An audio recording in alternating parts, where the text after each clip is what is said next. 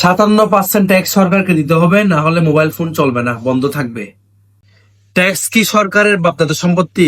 বুঝলাম না। 57% ট্যাক্স মানে এগুলো অনেক টাকা। একটা কথা যে বলবেন ব্যবসায়িকদেরকে, এটা যুক্তিসম্পন্ন হইতে হবে না?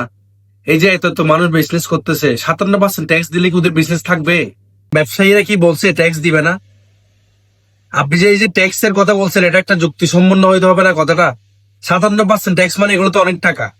সো আপনি 57% ট্যাক্স এর কথা না বলে একবার বলতেন মোবাইল ফোন বিক্রি না করতে। এই যে বাংলাদেশে যারা ফোনের বিজনেস করতেছে, বাংলাদেশে কোনো ফোনের বিজনেস হবে না, আপনারা ফোন বিক্রি করিয়েন না। এই যে দেশের বাইরে থেকে ওরা ফোন গুলো আনতেছে, ওরা কি ওরা কি বলছে, ওরা একবার কি বলছে ট্যাক্স দিবে না? তা আপনি ট্যাক্স নেন, যুক্তিসম্মত নেন, 57% ট্যাক্স। তো জনগণ কি এখন বাসায় বসে থাকবে, আন্দোলন করবে না?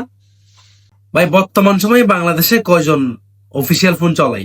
ব্যবসায়ীরা কি একবারও বলছে ওরা ট্যাক্স দিবে না?